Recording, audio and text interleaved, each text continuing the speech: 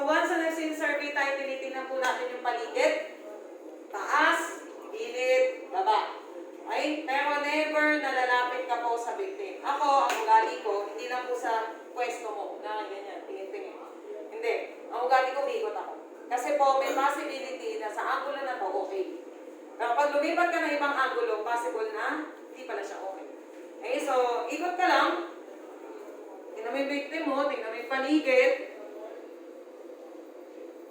Hanggang sa makabalik ka sa pwesto mo. Okay? So once na okay na po, wala ka naman nakitang problema po dun sa lugar, then declare that the scene is safe. Kaya siya nakapula. Kasi kailangan siya i-declare. Okay? So kung safe na po yung lugar, pwede na ba lumapit kay victim? Pwede na po. Pag lumapit kayo, lalo na kung nasa bangko kayo, siguraduhin nyo na parehong tuhod ang nakaluhod. Okay? So luhod ka, luhod.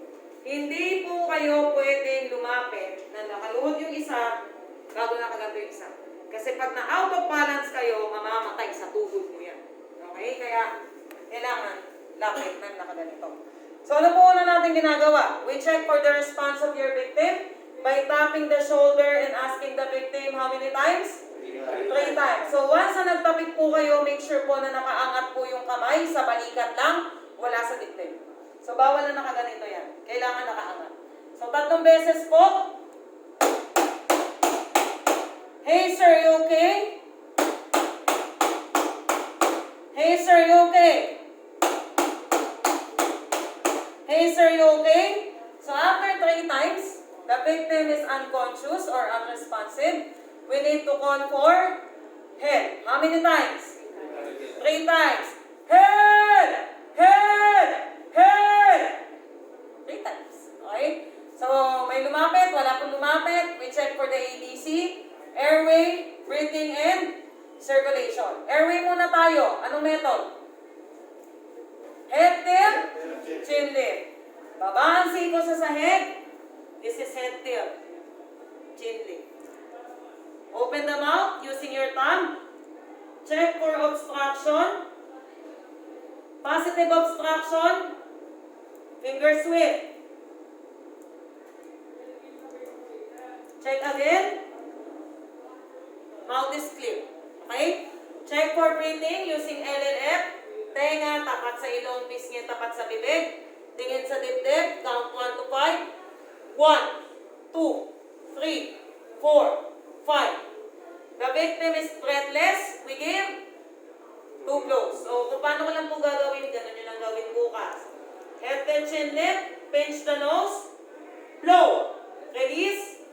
LLF. 1, 2, 3, 4, 5. Pinch again. Blow. Release. LLF. 1, 2, 3, 4, 5. Tanong, bakit po kailangan isa kayong ilong?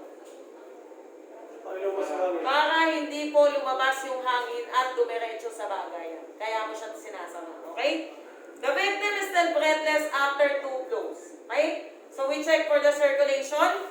So sabi nga po natin, tinitingnan po natin yan sa leeg. So kung saan kayo mas malapit nung kayong umawak. So ibig sabihin, kunwari ako po yung victim. 2 daliri, panghawak po. Kunwari dito yung first aider, dito hawak niya.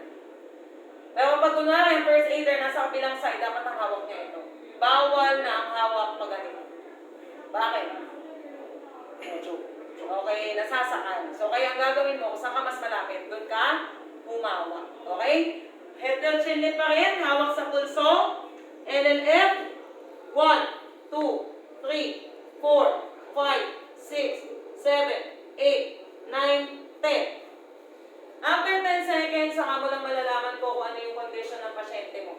Okay, so kunwari po, the condition is negative pulse, negative breathing. The victim is on cardiac arrest. Delikado hindi?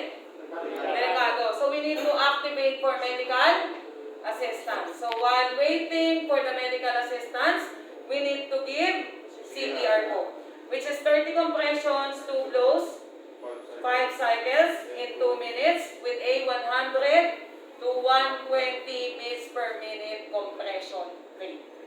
Okay? So, dito po hindi ko magagawa yung 100 to 120 kasi nagpapaliwanag ako habang ginagawa ko. Ang hirap naman.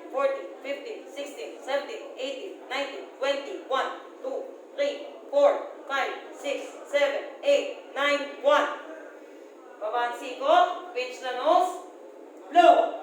Release, hawak sa palm sa left. 1, 2, 3, 4, 5. Pinch again, blow. Release, hawak sa palm sa left. 1, 2, 3, 4, 5. Continue compression. 1, 2, 3, 4, 5, 6, 7, 8, 9, 10, 11, 12, 13, 14, 15, 16, 17, 18, 19, 20, 1, 2, 3, 4, 5, 6, 7, 8, 9, 2. Abang siko, pinch the nose, blow. Release, hawak sa paa sa left. 1, 2, 3, 4, 5. Pinch again, blow. Release, hawak sa paa sa left. 1, 2, 3, 4, 5. Continue. 1, 2, 3, 4, 5, 6, 7, 8, 9, 10, 11, 12, 13, 14, 15, 16, 17, 18, 19, 20, 1, 2, 3, 4, 5, 6, 7, 8, 9, 3. Babaan siko, pinch the nose, blow. Release, hawak sa paa sa left. 1, 2, 3, 4, 5. Pinch again, blow. Release, hawak sa paa sa left. 1, 2, 3, 4, 5. Continue compression. 1, 2, wait lang. Teka nga, wait lang. 1, 2, 3, 4, 5, 6, 7, 8, 9, 10, 11, 12, 13, 14, 15, 16, 17, 18, 19, 20, 1, 2, 3, 4, 5, 6, 7, 8, 9, 4. Pansiko, pinch the nose, blow. Release, hawak sa paa sa left. 1, 2, 3, 4, 5. Pinch again, blow. Release, hawak sa paa sa left. 1, 2, 3, 4, 5. Continue compression. 1, 2, 3, 4, 5, 6, 7, 8, 9, 10, 11, 12, 13, 14, 15, 16, 17, 18, 19, 20, 1, 2, 3, 4, 5, 6, 7, 8, 9, 5. Babang siko, pinch the nose, blow. Release, hawak sa paa sa left. 1, 2, 3, 4, 5. Pinch again, blow. Release, hawak sa paa sa left. 1, 2, 3, 4, 5. After po ng 5 cycle, you need to recheck. 1, 2, 3,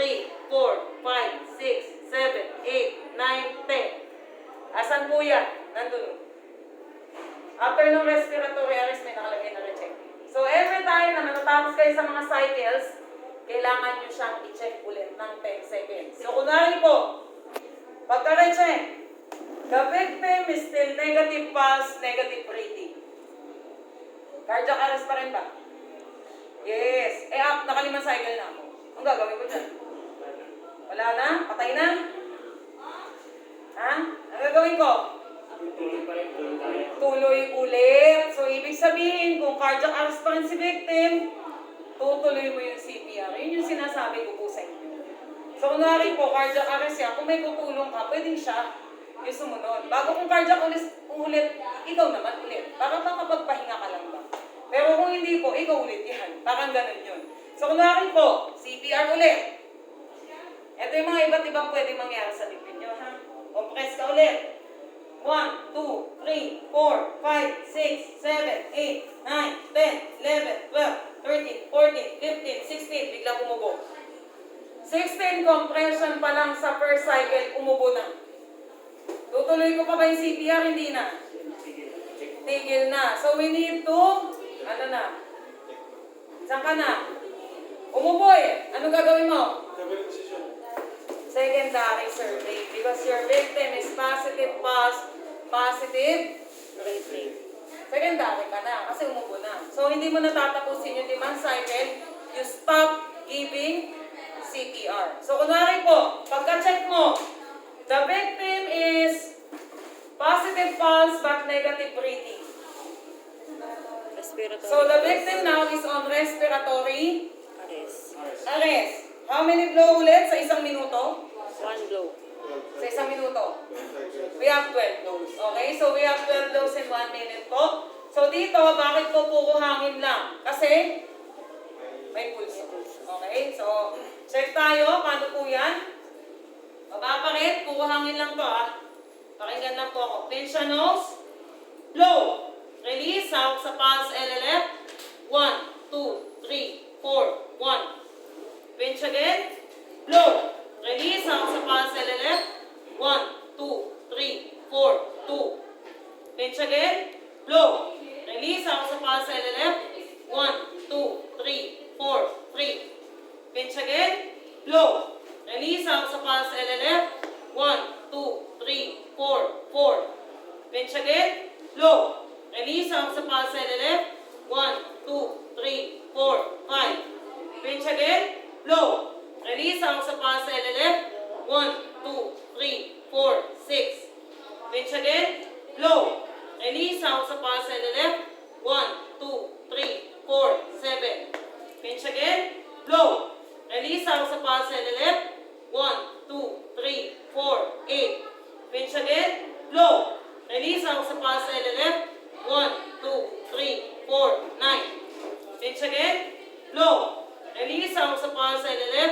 1, 2, 3, 4, 10. Pinch again. Blow. Release. Hawak sa pulse LLF. 1, 2, 3, 4, 11. Pinch again. Blow. Release. Hawak sa pulse LLF. 1, 2, 3, 4, 12. After 12 cycles, check again. 1, 2, 3, 4, 5, 6, 7, 8, 9, 10. So after 10 seconds, saka mo lang ulit malalaman po yung condition ng victim mo. So kunwari po, the victim is still on respiratory arrest. Anong gagawin mo? Naka-12 ka na. Continue. 12 na naman yun. Ganun din yun. Okay? So ganun siya. Ganun siya nakakapagod. Okay? Now, kunwari po, nag-continue ka. Pang-apat na cycle, paghawak mo sa pulso na wala na naman si pulso. Anong gagawin mo? Nakaka-apat na cycle ka pa lang ng AR. Walang pulso, ibig sabihin, hindi humihinga. CPR. Balik ka sa CPR. CPR. Paano yung 8 kulang? Tutuloy mo ba yung 8 bago ka mag-CPR o diretso CPR? Diretso CPR. That's why you need to check all the time kung anong condition na meron siya. Kasi magdedepende yung gagawin mo dun sa kondisyon na meron ng pasyente. Naintindihan ako? Baka mamaya hindi nyo naintindihan. Sabihan nyo ako nga. Okay. Now, kunwari naman po, nag-positive pulse, positive rating na. So we do secondary survey. So kaya nakalagay sa inyo is interview and head to toe. Kasi sa interview po, ang ginagawa natin yan para malaman natin pwede ka magtanong, ano masakit sa kanya, ano nararamdaman niya, yan ba? Ano nangyari sa kanya. So at least doon pa lang malalaman mo na kung may injury. Pero pag sa victim po, walang malay, alam ka lang tanongin mo yan, nahirap kami sumagot yan sa'yo. So ang gagawin mo, you check the injury of the victim manually. Kaya kinakapa mo buong katawan. So kinakapa po natin para malaman natin kung may fracture. Tapos, tinitingnan mo yung kamay mo para malaman mo kung may bleeding. Okay? So isa-isay natin. Head. Check. Kung wala pong injury, then the head is clear. Sunod will be the neck. Papa. Check. Kung walang injury, then the neck is clear. Pero kunwari po, may injury sa neck. May fracture ang neck. Bago ka pumunta sa susunod na part, bigyan mo muna ng first aid. Bakit po hindi pwedeng kapain mo muna bago mo bigyan lahat? May possibility na makalimutan. Kaya, once na nandun ka na, first aidan mo. Okay? So, kunwari, clear naman po yung neck. Next po tayo, shoulder. Check. Kung wala pong injury, then the shoulder is clear. Sunod will be the nearest arm. Hanggang dulo po ng daliri sa kamay. Check. Kung wala pong injury, then the nearest arm is clear. Sunod will be the farthest. Check. Kung wala pong injury, then the farthest arm is clear. Sunod will be the body. Check. The body is clear. Sunod will be the hips. Baba po yung balakang. Check again. Kung wala pong injury, then the hips is clear. Sunod will be the nearest leg. Commonly, ito pong leg na to nagiging dwarf yung victim ko eh. Okay? Kasi hanggang dito lang ang papa. Napakaliit naman ang victim. Mag-imagine ka na gawin mo ng long leg. Okay? So papa, in and out po tayo. Hanggang dulo ng daliri sa paa. Kasama talampakan. Check. The nearest leg is clear. Sunod will be the farthest. Hanggang dulo din po. Daliri po sa paa, talampakan, then check again. Then the farthest leg is clear. Kung wala kang nakitang fracture sa victim mo, that's the time we do recovery position. At gaya nga nasabi ko, kung positive po for fracture, iwan mo na kaganyan yung victim mo. Yun nga lang, pantay sarado ka dyan. Kasi isa po sa i-expect mo sa victim mo kapag yan po ay nagkaroon po ng CPR, kailang possible na sumuka talaga yun. Eh syempre, kung nakaganto siya at sumuka siya, paano mo kukunin? Diba? So kaya gagawin mo, babantayan mo talaga siya. So isa kasi sa ginagawa ng recovery position, pag tinagilid mo yan, susuka po siya sa gilid.